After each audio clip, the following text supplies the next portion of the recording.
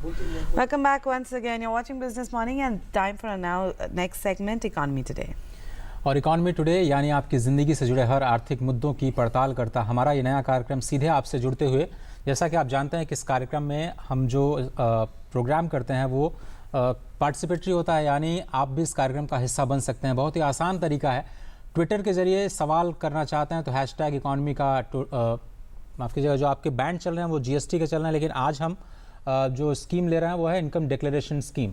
Income declaration scheme से जुड़ा कोई भी सवाल अगर आप करना चाहते हैं तो हैशटैग इकॉनमी टुडे का इस्तेमाल कीजिए और कोशिश कीजिए कि आपका जो सवाल है वो इनकम डिक्लेरेशन स्कीम से होना चाहिए, जिसकी जो मियाद है वो अब से कुछ ही दिनों में समाप्त होने जा रही है। economytoday.ddnews@gmail.com का इस्तेमाल कीजिए अगर आप सवाल करना चाहते हैं इस स्कीम से जुड़ा कोई भी। हमारे साथ आज स्टूडियो में मौजूद बहुत ही खास मेहमान, central board of direct taxes के मेंबर सुशील चंद्रा जी, बहुत बहुत शुक्रिया सर इस कार्यक्रम में वक्त देने के लिए आपका।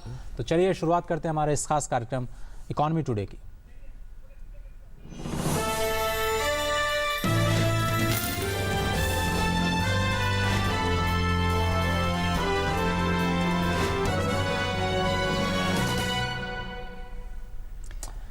और जैसा कि आप जानते हैं कि ये जो स्कीम है वो पहली बार एक तरह से नई सरकार बनने के बाद दो बड़े कानून बने। एक तो विदेशी जो बाज़ार में या कहें कि विदेशों में जो काला धन है उसको वापस लाने के लिए सरकार पहली स्कीम लेकर के आई, उसकी मियाद अब ख़त्म हो चुकी है। उसके बाद जो घर में यानी जो डोमेस्टिक ब्लैक मनी है उसको एड्रेस करने के लिए, उस प्रॉब्लम को एड्रेस करने के लिए एक नई स्कीम लेकर के आई। 1 जून से शुरुआत की गई इनकम डिक्लेरेशन स्कीम की और वही है आज चर्चा का विषय।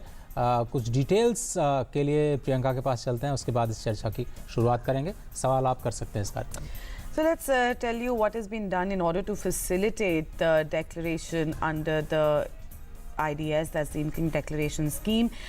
In order to facilitate declarants who would be filing the returns in the paper form, CBDT has issued instructions to all principal chief commissioners of the income tax across India to ensure that arrangements are made for receiving such declarations till the midnight of 30th September 2016.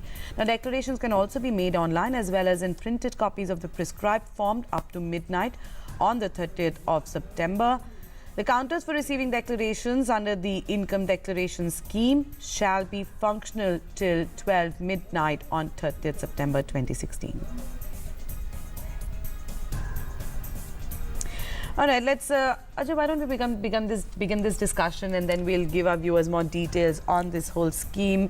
Ajay already introduced guest to you, Mr.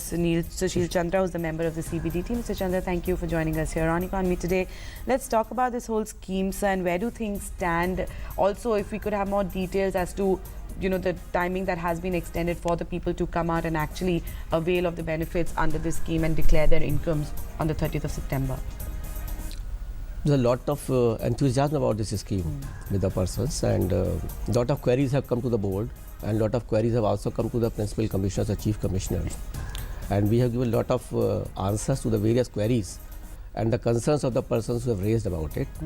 And we have opened all the offices up to the midnight of 30th, and the deadline is 30th September only, and that will remain as it is. So all persons should come forward, and there's a lot of enthusiasm about this scheme at the moment we are finding. So enthusiasm is there, but I believe that has there been an extension in dates in the payment of the penalty, if any? Like, what is the time frame as to when you can pay the penalty or the tax amount that is applicable on this scheme if you declare your income? What's the payment schedule for that? Yeah, earlier it was thought that all payments should be made within 2 months up to 30th November. But now the government has decided that you can pay up to 25% of your tax liability by the November, remaining 25% up to March, and the rest of the demand can be paid by the September 2017. So we have extended the time up to 1 year. Okay, and if in case somebody is not able to still make the payments even in this time frame, then what are the options before him? Looking, if it's an asset that he's declared, for example, and the market value is much higher than what he had bought it at and he's not able to pay the tax on it, then what? No, we have given 1 year time. I think this is more than enough for anybody to realize the proceeds of the sale, and no further time can be given for that. There is absolutely deadline for that. So, Chandra ji, थोड़ा सा scheme की गंभीरता को शायद बहुत सारे लोग समझ नहीं पाए होंगे और थोड़ा सा कन्फ्यूज़न भी है। एक बार फिर से बताएं, क्योंकि अभी आज अगर 28 तारीख है तो 29 और 30 रात 12 बजे तक का आपने वक्त दिया है। थोड़ा सा लोगों को बताएं कि किस तरह का धन उनके पास है, कैसे डिक्लेयर कर सकते हैं और किस तरह से वो आपको अप्रोच कर सकते हैं अगर वो वापस मुख्य धारा में शामिल होना चाहते हैं। इस बेसिक स्कीम का उद्देश्य यही था कि सब लोग मुख्य धारा में शामिल हों, क्योंकि ये गवर्नमेंट चाहती है कि जिन लोगों ने अभी तक अपनी आय घोषित नहीं की वो सब अपनी आय घोषित करें। इसमें जो भी अघोषित आय है या कोई अघोषित एसेट रह गया है उनके पास, so that they should come and they should declare their asset और इनकम। और किसी के पास कोई भी पुरानी आय बची हुई है जिसने किसी भी रिटर्न में फाइल नहीं की या दिखाना रह गया है उनसे भूल से, वो इस स्कीम में आ सकते हैं और अपनी कोई भी चीज़ है जो भी अनडिक्लेयर्ड है उसको घोषित करें इसमें। सर, उसमें एक आर्गुमेंट ये है कि जब आपने स्कीम बनाई तो केवल आपने उस धन को या फिर उस इनकम को शामिल किया जिस पर पहले टैक्स नहीं दिया गया है, जिस पर टैक्स बनता था, और इसलिए आपने उसको काला धन माना है।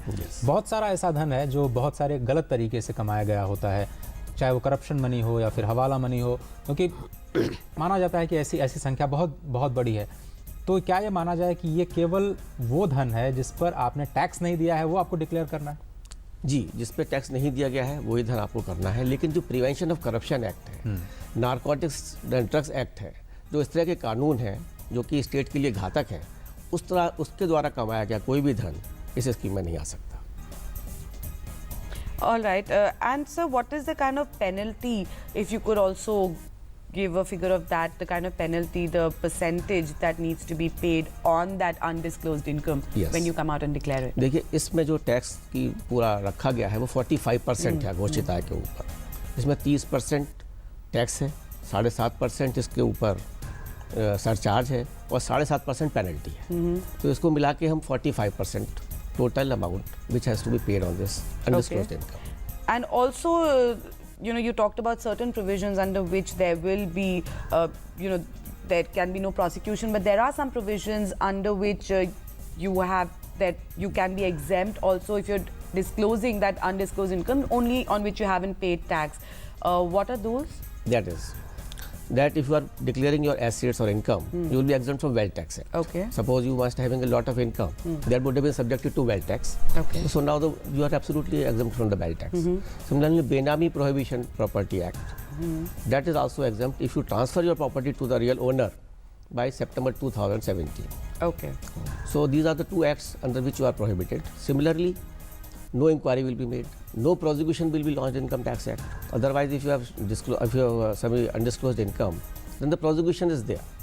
But if you come into this scheme, there will be no prosecution on you at all under the Income Tax Act. तो सर, थोड़ा एक्सप्लेन कर पाएंगे कि जो लोग ऐसा नहीं कर पाते हैं और जो इस स्कीम का फ़ायदा नहीं उठा पाएंगे, उनके खिलाफ आप किस तरह की कार्रवाई करेंगे? क्योंकि ये सिग्नल जाना समाज में बहुत इंपॉर्टेंट है कि क्या वाकई हो क्या सकता है अगर ऐसा नहीं हुआ। देखिए, ये गवर्नमेंट ने चाहा है कि आगे से सभी लोग टैक्स कंप्लाइंट हों। Basically we want, still there are large number of persons in this country who are not paying taxes. After this scheme we are going to take very strict measures so that person should know that we are very serious about it, government is very serious about it, and action will be taken against those persons. Therefore, finance minister has given this window. At least for 4 months we are giving a window. You come clean. After that, there should be no problem to you, because now there's no use of black money after this particular window is over. Everybody is required to give a PAN card. I have a transaction of 2 lakh rupees. Every person, if you are spending too much, they are reporting to us. So we are watching. What are the transactions taking place, how you are spending the money. So we will be issuing notices to you persons. Therefore we want that everybody should be tax compliant, and after this scheme is over, हर व्यक्ति उस विचारधारा के साथ जुड़े और हमारा कर base जो है वो भी काफ़ी उचित हो इसके ऊपर। All right, let's take in a question that we're getting from one of our viewers. So this is an interactive show, so we started getting tweets as well as questions through Gmail. Is fixed deposit exempt from IDS? समझ जानना चाहते हैं कि शायद fix deposit में उन्होंने पैसा रखा हो और उस पर टैक्स न दिया हो। जनरली लोग ऐसा होता है कि जो इंटरेस्ट कंपोनेंट होता है उस पर भूल जाते हैं डिक्लेयर करना और फाइल नहीं करते हैं, तो क्या हो? नहीं, फिक्स डिपॉजिट अगर किसी भी ऐसी आय से बना हुआ है जो घोषित नहीं की गई है तो वो एग्जम्प्ट नहीं है, और वो फिक्स डिपॉजिट उसमें हमें आकर डिक्लेयर करें। Mr. Chandra, also, do you think that this scheme is also going to help widen the tax net? I mean, it is just that we're talking about those taxpayers who are already paying taxes and their undisclosed income, or even people who are still not paying taxes can come forward under this scheme and then, you know, apply for their PAN card, etc., and start paying tax on their undisclosed income? A very good question. Definitely, we want to increase our tax base also. Therefore, in this scheme, it has been mentioned that was not filed his return ever in the life, and he has a taxable income. He should come forward and use this scheme, and therefore there is a wide publicity of this scheme, and many persons are coming who have never paid taxes. So this will definitely help in widening the tax base of this country. And in that case, also, are they exempt from certain provisions? Are there any special provisions for them, or the scheme is the same for everyone? The scheme is same for everyone. The scheme is absolutely same. Sir, आपने कुछ लोगों को, मेरे ख्याल से कुछ लाख लोगों को नोटिसेस भी भेजे हैं पिछले कुछ महीनों में, और पहली बार देखा गया है कि जो डिपार्टमेंट है वो खुद भी अपने अधिकारियों के प्रति भी सख्त रवैया जो है दिखा है। ऐसे में जिन लोगों को नोटिसेस सर्व किए जा चुके हैं, क्या वो इस स्कीम का फ़ायदा उठा सकते हैं? देखिए, कुछ तरह के नोटिसेस जो गए हुए हैं, एक नोटिस है और एक है इंक्वायरी लेटर। अगर हमने कुछ लोगों को 143(2) में नोटिस दिया हुआ है, या 142(1) में नोटिस दिया हुआ है, या सेक्शन 148 में नोटिस दिया हुआ है, या जिनके सर्च हो चुकी है और 153A में नोटिस दिया हुआ है, वो उस स्कीम का खाली उस साल के लिए यूज़ नहीं कर सकते। अच्छा, अन्य वर्षों के लिए उस स्कीम को यूज़ किया जा सकता है। तो पिछला अगर कुछ उनका बकाया है तो उसके लिए बिल्कुल आ सकते हैं, बिल्कुल आ सकते हैं। देखिए, जहाँ सर्वे भी हो रहे हैं, तो वो जो सर्वे का साल है, उस साल में वो नहीं आ सकते। उस साल को छोड़ के पिछली जो भी इनकम मिल रही है उनकी, उसका भरपूर उपयोग कर सकते हैं। Ajay, we have another question through Gmail from one of our viewers. Let's take in that question as well and see what they really want to know about this income declaration scheme. और काले धन पर 45% का जुर्माना काफ़ी ज़्यादा है, क्या इस पेनल्टी को कम करने की भी कोई योजना है? रमेश चंद्र गोस्वामी जी जानना चाह रहे हैं। मैं गोस्वामी जी को ये बताऊंगा कि काले धन पर 45% जुर्माना नहीं है। ये अगर टैक्स अपने उस वर्ष में देते, तो जो उस वर्ष का टैक्स रेट था, मान लीजिए 30% था, उसके ऊपर पेनल्टी, उसके ऊपर इंटरेस्ट और प्रोसिक्यूशन सभी कुछ देना पड़ता।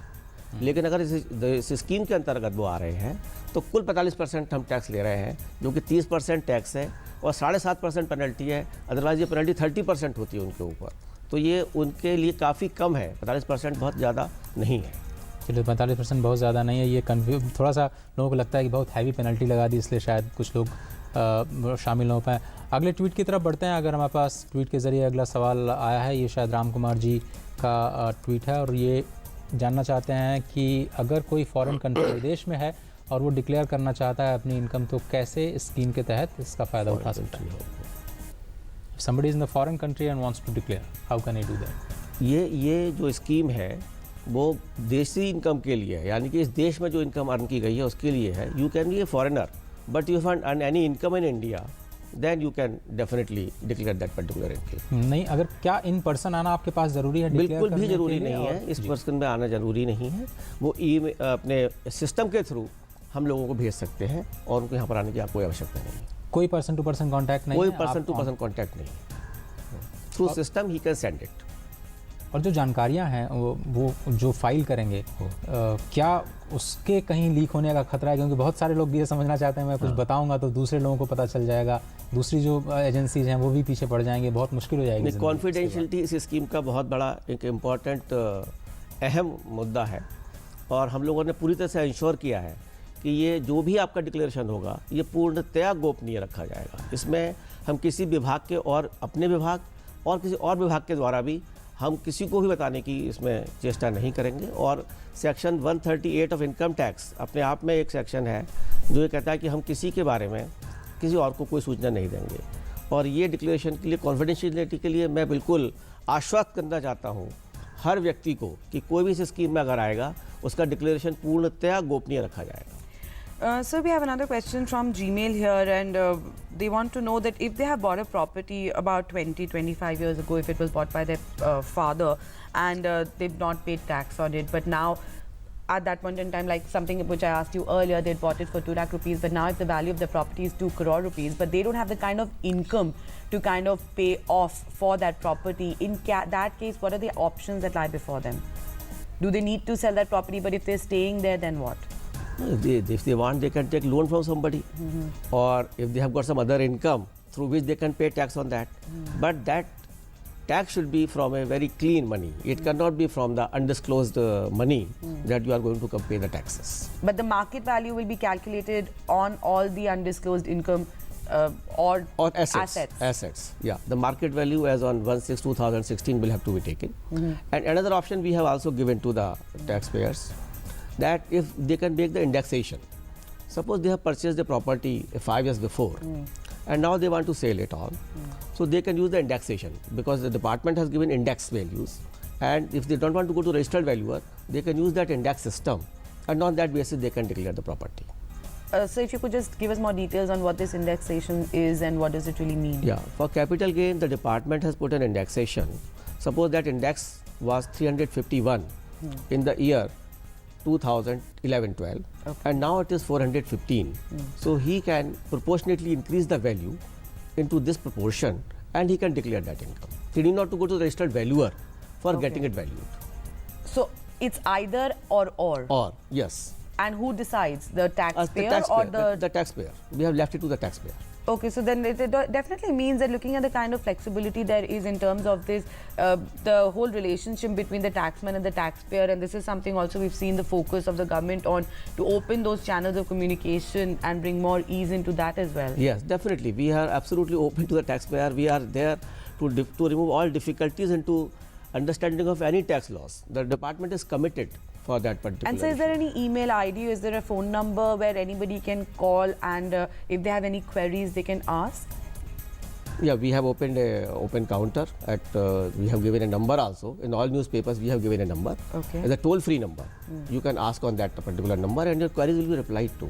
Absolutely replied to. We are watching that. Okay. Sir, ये जो वैल्यूएशंस की बात की आपने, क्या कि उस प्रॉपर्टी का, उस एसेट्स का वैल्यूएशन रिपोर्ट लगाना ज़रूरी होगा? कैसे असेस किया जाएगा कि जो मैं डिक्लेयर कर रहा हूँ वो सही वैल्यू हुई है? देखिए, जब आप फॉर्म 1 भेजेंगे तब उसके साथ में लगाना ज़रूरी नहीं होगा, लेकिन जब फाइनल आप कमिश्नर आपसे पूछेंगे लास्ट में, when he will give a final declaration, then he can ask for that particular valuation report, और so that he can ascertain that your valuation is absolutely correct. चलिए छोटा सा ब्रेक लेते हैं, और ब्रेक के बाद जब वापस आएंगे तो देखेंगे जो कुछ भी सवाल आप कर रहे हैं इस स्कीम के बारे में, वो उसका जवाब सीधे अपने मेहमान के साथ स्टूडियो में लेंगे. तो कहीं मत जाइए, देखते रहिए हमारा खास कार्यक्रम. और अगर आपके पास कोई भी सवाल या फिर उलझन इनकम डिक्लेरेशन स्कीम से जुड़ा है तो आप इस प्रोग्राम का हिस्सा बन सकते हैं. देखते रहिए economy today.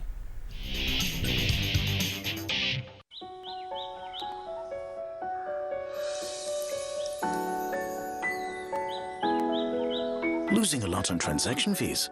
Become a member of the BSE and pay 99% less. BSE, experience the new. Sensex is sensational. Is the darling of everyone. I am Vallabh Bansali. I've been associated with the BSE since 1981. Come, feel the financial pulse of the nation. S&P BSE Sensex, India's index, the world tracks.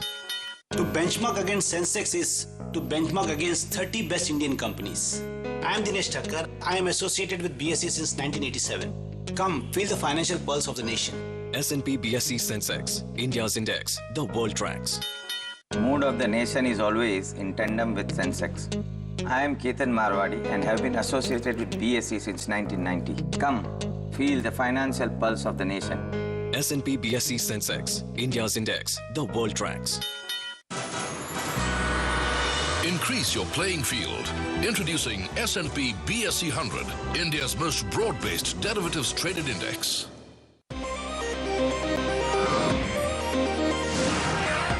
India's fastest currency derivatives exchange is here.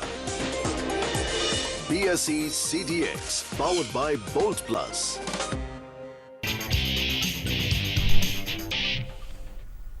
Welcome back once again to Business Morning. You're watching Economy Today with us, and we've been telling you that today we're discussing the income declaration scheme. So if you have any questions or queries for us, you can always email us. Our email ID once again is economytoday.com. economy.ddnews@gmail.com, and you can also log on to the Twitter handle of DD News Live and use the hashtag economy today. So keep those queries coming in. So we have one question from Gmail from Dhanraj Narule, and he wants to know, what about the old gold that has been kept from generations, and at that point of your time it was used as savings in the old days. So he asks how to pay tax on it, and also, you know, gold which has been given to the daughter in marriage and there is no receipt of it existing now. So in that case, what can be done? The scheme says that all assets, whether it's a gold or the bullion or a jewelry or anything, that will have to be valued as on 1/6/2016.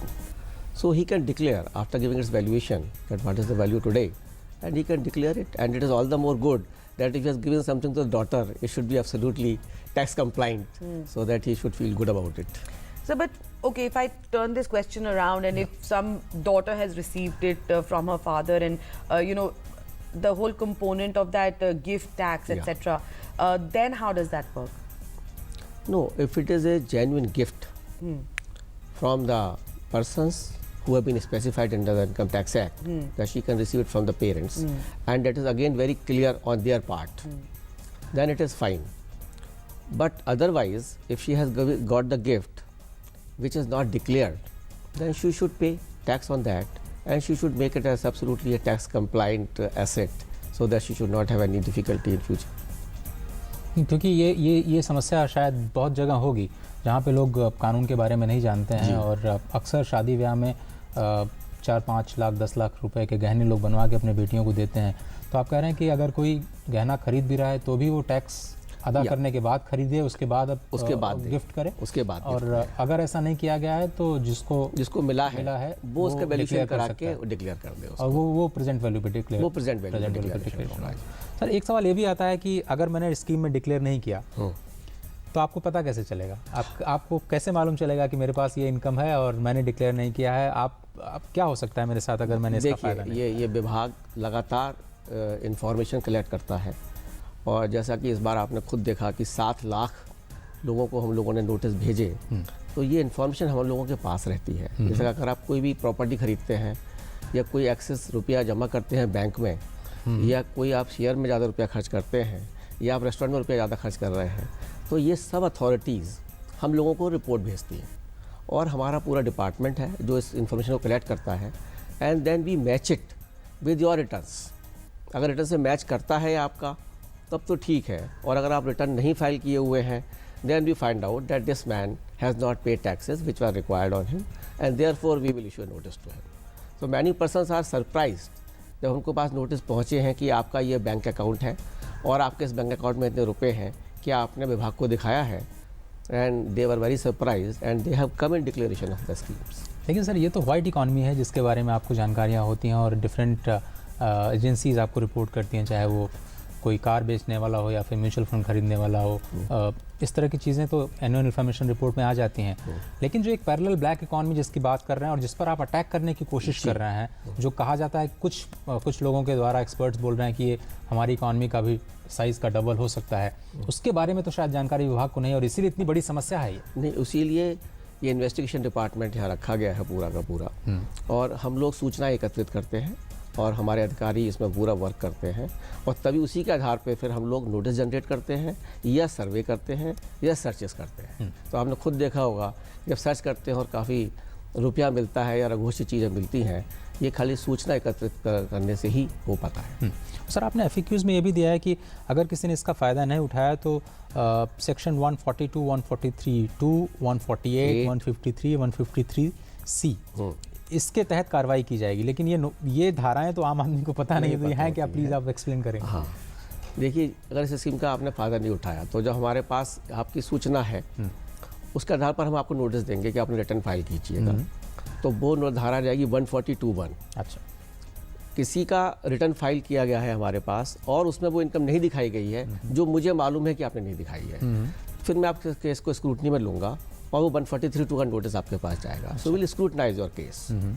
And 148 that if you have not disclosed a particular asset or income, then we will again issue a notice for the earlier years, so that you will have to file return for that, and then we will take those cases in scrutiny, inquiries will be made, and 153A is after the search. So the search will take place, and those notices will have to be issued to you. So the time is going to be tough for the persons who are not going to declare their money which is hidden or the income which is hidden. And so what are the various ways that you can pay, and where is it that you can make the payment if you're disclosing that undisclosed income? Is it through banks, or is it, and then can you pay in cash as well? What are the various ways of paying up on the tax? You can pay in all the banks which have been authorized to receive the income tax. Okay. All PSUs banks are there, and many private banks have been authorized. So as you are paying your income tax, similarly you can pay this particular payments. तो cash में जाके bank में जमा Cash कर में सकते बिल्कुल. हैं? We have given directions to the RBI, and they in turn they have also informed to all other banks that they can take the cash. Sir information वहाँ से भी लीक हो सकती है. कुछ लोग ये बोल सकते हैं कि बैंक के पास जाएंगे तो वो किसी और को बता सकते हैं कि साहब इन्होंने आकर के इतना पैसा जमा किया इस स्कीम में, या वहाँ भी कॉन्फिडेंशियलिटी का टोटल कॉन्फिडेंशियलिटी RBI को भी बोल दिया गया है, इनकम टैक्स विभाग को भी बोला हुआ है, बाकी सबको भी बोला हुआ है. इतनी इसकी सीक्रेसी मेंटेन करी जा रही है कि विभाग में भी एक दूसरे को नहीं मालूम है कि किसने डिक्लेयर किया है. तो अब सर थोड़ा सा परसेप्शन, क्योंकि 2 मिनट हमारे पास बाकी हैं, इस स्कीम को लेकर के विभाग का क्या असेसमेंट है, लोगों का विश्वास इस स्कीम को लेकर के जनरली जब आपने इंटरेक्ट किया CES के थ्रू और कॉर्पोरेट्स के थ्रू, क्या आपको रिस्पांस मिला? जो शुरुआती दौर पे जो रिस्पांस मिला उसमें वही पोजीशन थी जो अभी किसी दर्शक ने बोला कि थोड़ा जुर्माना ज़्यादा है या कर जाता है. लेकिन जब इनको समझाया गया कि कर का रेट ज़्यादा नहीं है और आप उसके लिए 30% खाली आपका टैक्स है, 7.5% पेनल्टी है और 7.5% सरचार्ज है, और इसके फ़ायदे आपको बहुत ज़्यादा हैं, इसलिए उनके दिमाग में ये आया और now they have started coming forward and they are accepting this scheme quite well. और कोई इंटरनल असेसमेंट की कितना डिक्लेरेशन होगा, कितना टैक्स मिल पाएगा? देखिए, इस तरह का कोई असेसमेंट विभाग ने नहीं किया है और ना ही विभाग करना चाहता है. कोई टारगेट्स? इसका कोई टारगेट भी नहीं है. अच्छा. और ना ही इस टारगेट को कोई कलेक्शन में रखा गया है कि इसमें कितना इनकम आएगा.